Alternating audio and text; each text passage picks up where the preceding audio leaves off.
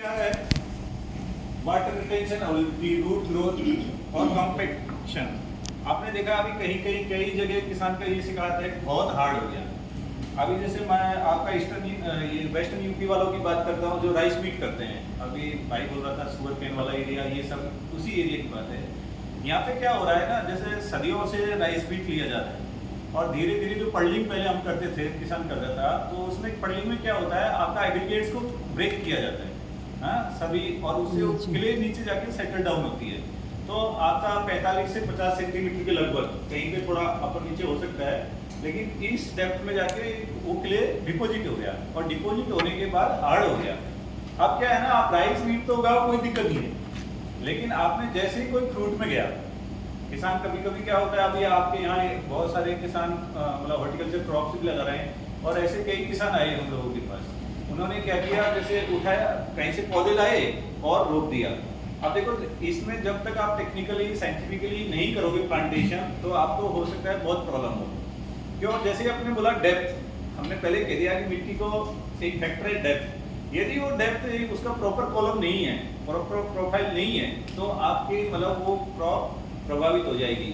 हमारे मेरे के पास से 2 किसान आए थे, वो बोले कि सर हमने मैंगो लगाया और मैंगो 2 साल 3 साल तो बढ़िया चला और उसके बाद रुक गया।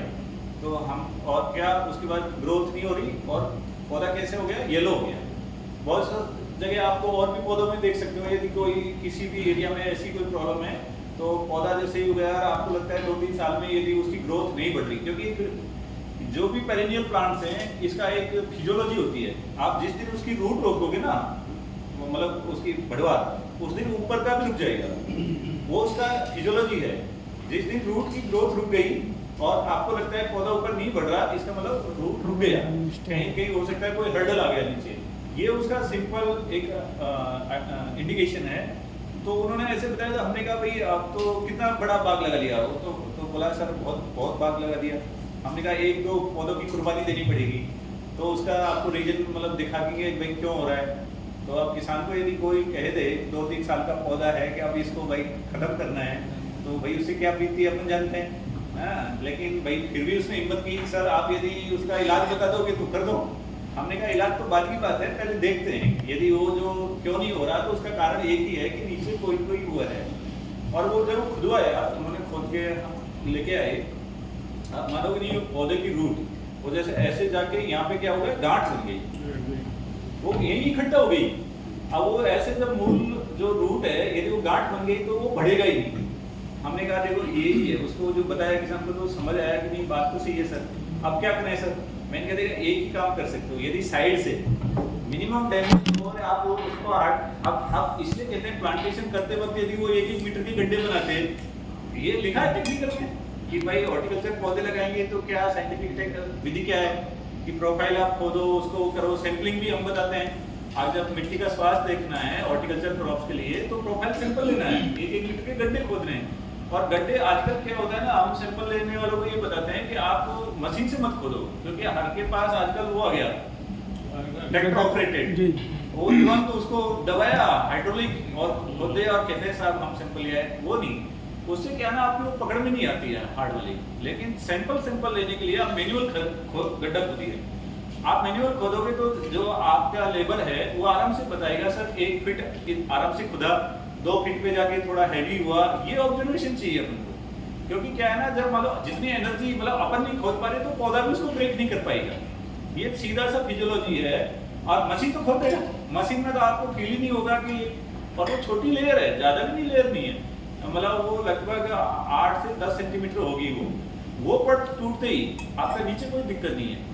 तो ऐसे मतलब अब जैसे आपके यहाँ है, अब जैसे वर्टिसोल की बात करें हम, MP महाराष्ट्र, वहाँ पे जो ब्लैक सॉइल है, उसमें जो कैल्शियम कार्बोनेट का डिपोजिशन मिलता है। अब जैसे कहीं पहाड़ वाला एरिया है, पथरीला, जैसे राजस्थान की तरफ ऐसा होता है, ऊपर मिट्टी बढ़िया है लेकिन नीचे जाके रॉक्स आ जाता है। तो ये सब चीजें अपन को क्या है ना, इसकी डेप्थ जरूरी है यदि आप हॉर्टिकल्चर और इस तरह के पौधे लगा रहे हो। और इसलिए हॉर्टिकल्चर में सैंपलिंग की बात करते हैं तो हमेशा प्रोफाइल की इसलिए करते हैं। और उसमें एक सबसे बड़ा मैसेज ये देना चाहिए कि मैन्युअली खोदो गड्ढा, और उसमें ये टेस्ट में नहीं आता। कभी भी आप सोचो कि ये कॉम्पैक्ट है, ये चीज उसमें टेस्ट में कब आएगी, जब आप वहीं फील्ड में टेस्ट करोगे। पेनेट्रेशन एक मीटर आता है, यदि वो आप डालोगे तो वो बता देगा आप कहाँ पे कितनी सकते हैं, लेकिन वो लैब में जाने के बाद नहीं बताएगा क्योंकि डिस्टर्ब हो गया और ओनली केमिकल पैरामीटर ही वहाँ टेस्ट होता है। तो इसलिए कभी कभी किसी एरिया में ऐसी मान लो किसान शिकायत करता है और देखता है तो उसका ये सीधा इंडिकेशन है कि उसमें फिजिकल प्रॉब्लम है। अब देखो आपके एरिया में तो खैर नहीं है ये प्रॉब्लम, लेकिन हमने राजस्थान और एमपी में हमने बहुत सारा उनका, जैसे हम कहते हैं ना कि टेक्स्ट बुक में बहुत सारा पढ़ा हुआ, एग्रीकल्चर से कहें आपको जी जी। अच्छा, फिर तो आपने पढ़ा होगा कि हम सॉइल का क्या नहीं बदल सकते, टेक्सचर, है ना जी, ये सही है। मृदा कण जी नहीं, अभी ये खंडन हो गया, पता है, मतलब एक चीज है इसमें कंडीशन लगानी पड़ेगी कि भाई हम नहीं बदल सकते बाई मैनेजमेंट, लेकिन मैनिपुलेशन तो कर सकते हैं हम जी। भाई, मैनिपुलेट तो हम कर ही सकते हैं और वो अभी कर रहे हैं। तो आप देखो, मैं बताऊं आपका जितना भी एमपी का है किसान पहले हॉर्टिकल्चर क्रॉप की तरफ सोच भी नहीं सकता था, क्योंकि इसी की वजह से हार्डनेस, वो कितना भी बढ़िया पौधा लगा ले वो जाता ही नहीं था। राजस्थान वाला है उसको कितना भी पता, वो कहता है सर रात रात में शिफ्ट हो जाती है मिट्टी। अभी समर का टाइम है, जैसलमेर, बाड़मेर और इधर वेस्टर्न यूपी की बात करो, वहाँ पे यदि रात को कोई शराब पी के गिर गया ना तो सुबह मिलता नहीं है, तो रात रात में मिट्टी उसके ऊपर चढ़ जाती है। तो सिंगल ग्रेन है, तो वो क्या है, सिर्फ सैंड है, और इधर क्या है, सिर्फ क्ले है। हमारे 3 पार्टिकल होते हैं, आपकी मिट्टियों में प्रोपोर्शनली है, इसलिए डोमट है। यूपी की मिट्टियों में इतना ज्यादा प्रॉब्लम नहीं है, न तो क्ले ज्यादा है न सैंड ज्यादा है। लेकिन ये 2 स्टेट में तो हम लोगों ने क्या किया, जैसे राजस्थान वाले आते हैं सर हम तो कुछ कर ही नहीं पाते, हमारी तो मिट्टी होती है वो होती है, तो अब सीधा सा है, देखो साइंस ये कहती है कि हमें टेक्सचर बदलना है। भाई साइंस ये कहती है कि तीनों प्रोपोर्शन है उनकी, मतलब जो परसेंटेज है वो मोर और लेस इक्वल होनी चाहिए, लेकिन वहाँ तो 90% सैंड है, क्ले है ही नहीं, बाकी 10% वो सिल्ट है। तो अब कहाँ से क्ले लाएं, क्या सोर्स हो सकता है क्ले का? वहाँ पे राजस्थान में क्ले लानी है, हमको एमपी से नहीं लाना, क्योंकि नहीं तो कॉस्ट बहुत बढ़ जाएगा, हमको वही उसी एरिया में सर्च करना है। तो वहाँ पे जो पॉन्ड होता है ना आपका तालाब, वो तालाब तो हर जगह है, वहाँ पे भी है तालाब, वो तालाब की मिट्टी उठवा के हमने उसमें खेतों में डलवाई, और वो प्योर क्ले होती है, क्योंकि आप देखोगे ड्राई होने पे फटता है, जैसे वो वर्टिसॉल फटता है ना अपना एमपी और ऐसे, उसको मिक्स करा दिया। आप मिक्स कराते ही उसकी क्ले परसेंटेज बढ़ गया, भाई डाइल्यूट तो होगा ना, जैसे भाई पहले सैंड 90% था, अब उसमें वो डाला ऊपर सरफेस में, तो अब वो डाइल्यूट हो गई, घट गई, क्ले परसेंट बढ़ गया। तो आप पानी दोगे तो होल्ड करेगी, न्यूट्रिएंट डालोगे तो होल्ड करेगी, और नहीं तो पहले सब कुछ वाश हो जाता था, जितना भी केमिकल डालो, फर्टिलाइजर डालो, सब कुछ खत्म। रिवर्स हमने कराया एमपी में, वहाँ पे सेंड नहीं है, वो क्ले है, 90% क्ले है, 80 to 90% क्ले है। वहाँ पे बहुत सारी जगह, मतलब नियर जो उनके नदी वगैरह है, वहाँ पे सेंड मिल जाती है, वो सेंड को खेतों में डलवाया। और जैसे हॉर्टिकल्चर के लिए तो हमने क्या किया, 2x2 के गड्ढे बनवा के मिट्टी बाहर निकाल के उसमें प्रोपोर्शनली बराबर उसमें सेंड मिलवा के भरवा के फिर लगवाए पौधे। तो अभी इतना बढ़िया तो हॉर्टिकल्चर का, क्योंकि क्या होता है ना, पहले हमें टेक्स्ट बुक यही सिखाती थी कि हम टेक्सचर नहीं बदल सकते थे, लेकिन बात सही है, मैनेजमेंट से नहीं बदल सकते। जैसे आप सोचो कि हम कल्टीवेशन प्रैक्टिस कुछ करें जिससे बदल, उससे नहीं, लेकिन हम मैनिपुलेट कर सकते हैं, मैन्युअली कर सकते हैं, आर्टिफिशियल, और वो अपन को तो इम्पैक्ट चाहिए, रिजल्ट चाहिए, वो आपको मिलेगा। तो फिजिकल हेल्थ जहाँ भी आपको प्रॉब्लम है, तो इसका क्या है ना, जैसे पहले तो आइडेंटिफिकेशन, कोई भी चीज हो, चाहे फिजिकल हो, केमिकल हो, देखो सबसे बड़ी है डायग्नोस। हमारी भी कभी प्रॉब्लम होता है तो हम यही तो कहते हैं यार डॉक्टर समझ नहीं पाया, यदि डॉक्टर समझ जाएगा तो इलाज हो जाएगा।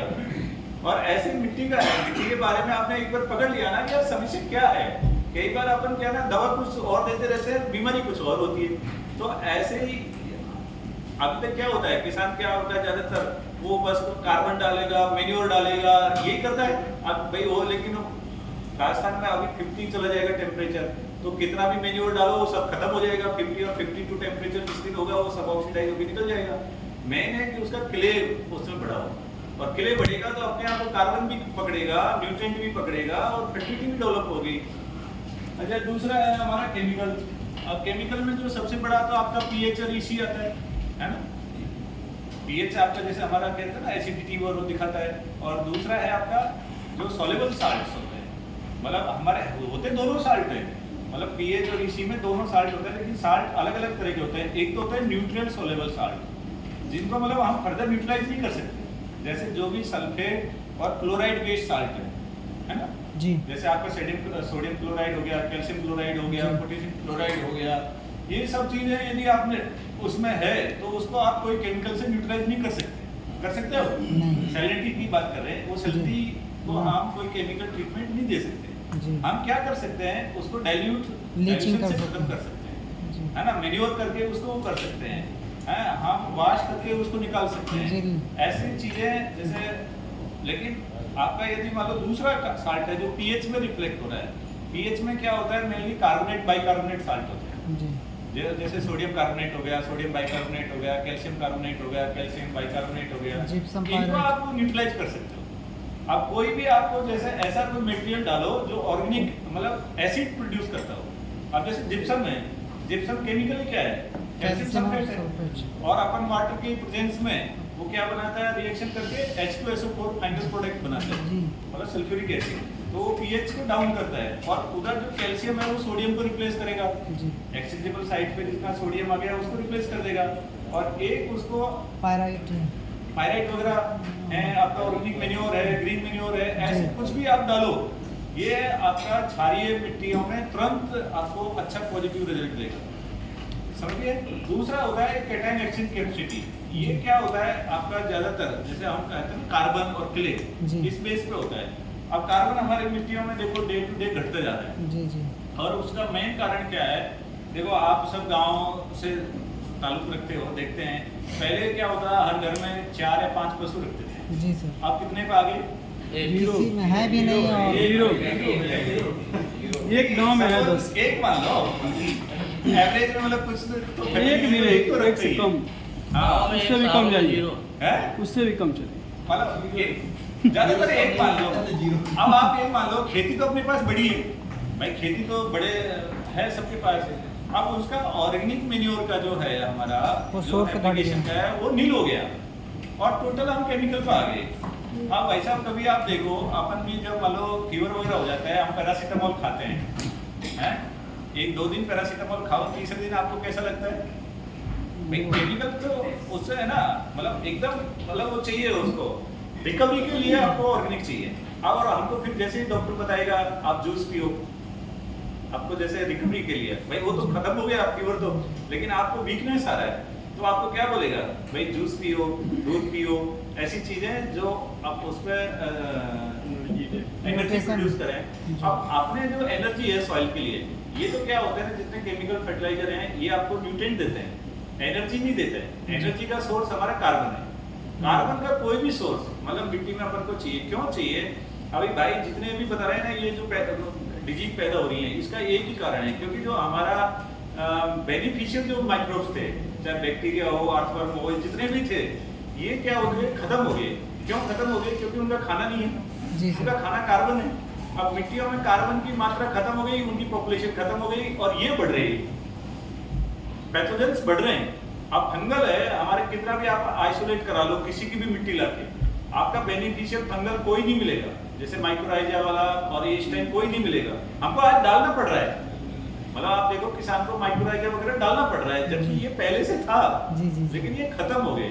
तो अब ये खत्म हो गए तो क्या है ना, हमारे दूसरे जो पैथोजेंस वाले हैं, फंगल वाले हैं, वो सबसे ज्यादा डेवलप हो गए। अब इसी के कारण हमको क्या होता है, पहले एक नेमेटोड की आप बता रहे थे, नेमेटोड भी इसी के कारण बढ़ गए। हमारे जितना एक अर्थवर्म होता था ना, ये अर्थवर्म आपको मतलब दिखता नहीं, लेकिन जितना ये मिट्टी खाता है निकलता है ना, ये बहुत सारे जीवाणुओं को ये खत्म कर देता है।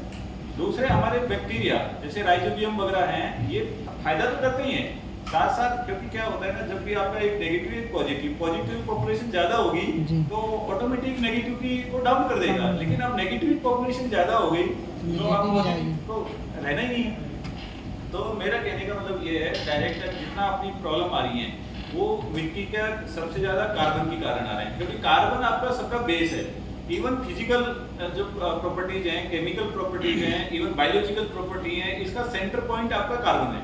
जैसे हमारी बॉडी में हीमोग्लोबिन है, आपना कितना भी बढ़िया हो और हीमोग्लोबिन डाउन हो जाने दो, आप बैठ भी नहीं सकते हो। नहीं। एक फैक्टर है हीमोग्लोबिन, जो हमारी पूरा एनर्जी लेवल आता है बॉडी का। ऐसे मिट्टी का जो एनर्जी लेवल आता है वो कार्बन है।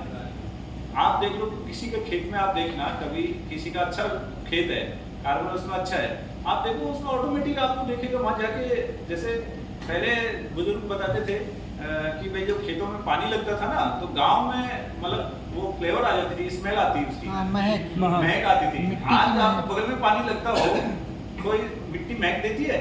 Luminosities. तो ये सब चीजें क्या ना, देखो अब ये अपने अभी की पीढ़ी में, बस एक अपने आगे वाले से बात कीजिए, जो हमारे से अगली पीढ़ी वाले हैं उनसे बात कीजिए, वो आपका एक्सपीरियंस बताएंगे। अच्छा, जब खेतों की जुताई होती थी, तब भी महक हाँ, था। कितने पक्षी बर्ड्स आपके ट्रैक्टर के पीछे होते थे, बाज वगैरह, चील वगैरह, ये हाँ, बगुला। अब कोई नहीं आता, नहीं। क्योंकि उनको पता है कुछ मिलता नहीं है। भाई कुछ खाना मिलेगा तो जाएंगे ना, अब उनको कुछ मिल नहीं रहा। तीसरी चीज आप देखो, जैसे पहले कितनी भी बारिश हो जाती थी, फ्लड वगैरह की सिचुएशन जब बहुत एक्सट्रीम होती तो होती ही, लेकिन आज हल्की बारिश होती है तो फ्लड आ जाती है, पानी इकट्ठा होता है क्योंकि वो नीचे मिट्टी नहीं सोख पा रही, Store- कॉम्पैक्ट हो गई वो। जी। एक्चुअली पहले क्या था ना, जैसे आपका ये कार्बन वगैरह का था, अर्थवर्म थे, माइक्रोब्स थे, तो ये एरेबल मिट्टी को मतलब अच्छा रखते थे, जिससे इजीली आपका हवा पानी सब कुछ अंदर जा सकता था। जी। और इसलिए एक दो बारिश हो जाती थी तो अगला सीजन तक आपको पानी की उपलब्धता रहती। Store अब रहता। आप देखो कितनी भी बढ़िया बारिश हो लो, कितना हो लो, लेकिन आपको रबी की तक वो मॉइस्चर रहती नहीं है, गहरी जुताई क्योंकि रोटावेटर इसलिए नहीं ना कि वो नीचे तक गया नहीं। अपन ना मतलब मिट्टी को पढ़ते हैं जो ऊपर से बहुत हार्ड हो गई, तो ये सब चीजें हैं, ये डायरेक्ट आपका क्या है, ग्रोथ, जी। Root growth. जो हम न्यूट्रिशन की बात करते हैं, अपना कितना भी बढ़िया फर्टिलाइजर डालो और यदि फिजिकल सिस्टम मिट्टी का सही नहीं है, रूट डेवलप नहीं करने दिया, तो आपको उससे नए वो न्यूट्रिएंट लेगा, नए कुछ लेगा, इसलिए ज़्यादा पॉल्यूशन हो रहा है। मतलब कई बार कहते हैं ना कि जैसे आपने पंजाब का केस देख लो, पंजाब में तो उल्टा है, वहाँ मिट्टी हल्की है वो सीधा चला जाता है, लेकिन कई जगह जहाँ मिट्टी हार्ड है वहाँ पे रूट, उसका एक ही इंडिकेशन है, आप रूट देख लो पौधा की, पौधों को उखाड़ो और आपको लगता है बढ़िया रूट सिस्टम है, मतलब मिट्टी सही ठीक है। है। और आप कभी कभी देखेंगे वो पौधे की जड़ इतनी इतनी सी वहीं पे डेवलप होता है, पौधे की ग्रोथ भी नहीं हो रही, तो इसका मतलब वो मिट्टी न तो न्यूट्रिएंट को प्रोवाइड कर रही और न वो होल्ड कर रही, कुछ भी नहीं कर रही वो। तो सबसे पहले अपन को क्या ना, सब जैसे मिट्टी की बात करो तो आपने सबसे पहले फिजिकल हेल्थ हमको डेवलप करनी है। फिजिकल हेल्थ तो ऑटोमेटिक अगली चीज डेवलप करेंगे, पहले फिजिकल करनी है। तो ऐसी चीजें हैं, ये इसकी गुड हेल्थ का। आप जैसे मान लो, हम अभी आपको एक और एग्जांपल बताएंगे, लेकिन ये भी हम कई जगह आपके यूपी वगैरह में कई जगह एक्सपेरिमेंट कर रहे हैं कि सपोज आपका मेन्योर नहीं है, जैसे आप एनिमल्स नहीं है, तो भाई जो रेसिड्यू है, लेकिन हम क्या हो रहा है ना, हर दिन प्रतिदिन हम ज़्यादा ग्रीडी हो रहे हैं। पहले हम रेसिड्यू को नहीं बेचते थे जी, आप उसको भी बेच रहे हैं। और एक था आपके मेरठ के आजू बाजू कितने लोग हैं, आप देखो आपकी शुगर मिल थी, पहले कोई ले नहीं जाता था वो फ्रेश मड को, आज वो बेच रहे हैं पैकिंग करके। Yes sir. आपको पता है 2008 में उन लोगों ने हमको एक प्रोजेक्ट दिया और कहा सर हमारा ये डिस्पोजल का प्रॉब्लम है, किसान को फ्री देते थे उस टाइम 2008 से पहले, पैसा भी दे देते वही लाभ ले जाओ। हाँ सब कुछ करते थे, लेकिन किसान नहीं ले जाता था। आज लेकिन रियली बताऊं मैं, उसकी न्यूट्रिएंट वैल्यू इतनी बढ़िया है, यदि प्रेस मड आप जो उसका वो निकलता है उसको डाल दो तो सल्फर की कहीं जरूरत नहीं है, पोटाश की जरूरत नहीं है, उसमें इतना न्यूट्रिएंट है। और वो हुआ जब उन्होंने 2 साल का प्रोजेक्ट दिया, उनको रिपोर्ट दी कि उसी दिन से उन्होंने पैकिंग करना चालू कर दिया कंपोस्ट बना के, और अभी मेरे लगता है शायद 800 या 1000 का एक पैक देते हैं।